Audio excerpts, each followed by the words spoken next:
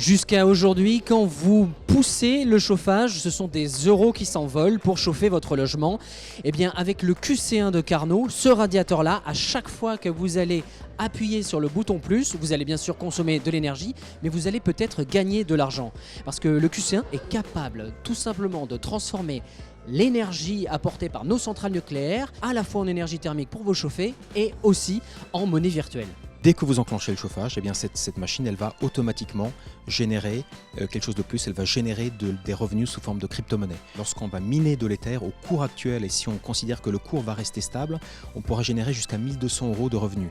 Alors évidemment, il faut faire attention, on ne se chauffe pas toute l'année, donc on ne va pas miner toute l'année et puis vous allez également dépenser de l'argent pour votre électricité, donc le revenu sera la différence entre l'électricité que vous allez dépenser et les revenus que vous allez générer. Au cœur du radiateur, donc, des composants électroniques, il a fallu faire un choix de ces composants, il a fallu mettre des logiciels à l'intérieur. Alors qu'est-ce qu'il y a à l'intérieur de mon radiateur? C'est peut-être la première fois que je pose cette question. Alors dans votre radiateur de QC1, donc, il y a 2 GPU AMD, donc c'est des RX 588 Go, qui sont originellement des cartes pour le gaming, mais qu'on utilise dans ce cas-là pour le mining, sur lesquels on retire le ventilateur et qu'on met dans notre radiateur. Et d'un point de vue logiciel, comment ça fonctionne? Je branche et ça mine?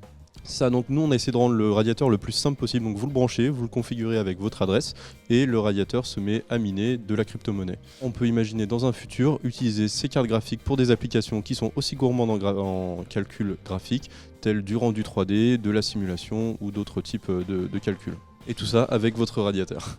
Carnot a fait le choix d'AMD de mettre des Radeon à l'intérieur. Vous devez être un petit peu fier et un peu surpris par cette utilisation de cartes graphiques de jeu.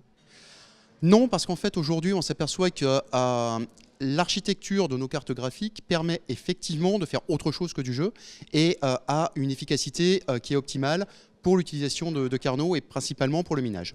On sait que cette tendance du mining de crypto-monnaie a organisé un peu une pénurie des cartes graphiques. Alors est-ce que demain je vais être obligé d'aller voler le radiateur de mon voisin pour pouvoir jouer tranquillement ? Alors ça c'est une bonne question et personne n'est capable de répondre aujourd'hui, mais c'est vrai que personne ne s'attendait à avoir une demande si forte sur le marché de la carte graphique pour faire autre chose que du jeu ou de la visualisation.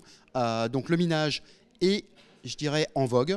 C'est quelque chose qui va continuer, même si les institutions financières sont en train de mettre leur nez dedans, mais il va falloir voir l'évolution de ces cartes graphiques, spécifiquement pour le minage, par rapport à la partie jeu. Comment je gagne de l'argent? Eh bien tout simplement en contrôlant mon radiateur depuis un smartphone en 2018. Tout se fait avec le téléphone application iOS et Android. Et l'application de Carnot va permettre de mesurer non seulement la consommation énergétique, mais aussi le niveau de minage des crypto-monnaies, ainsi que d'accéder au fameux portefeuille. Le QC1 coûte 2 900 €. Il reste à savoir si la bulle des crypto-monnaies va exploser ou pas.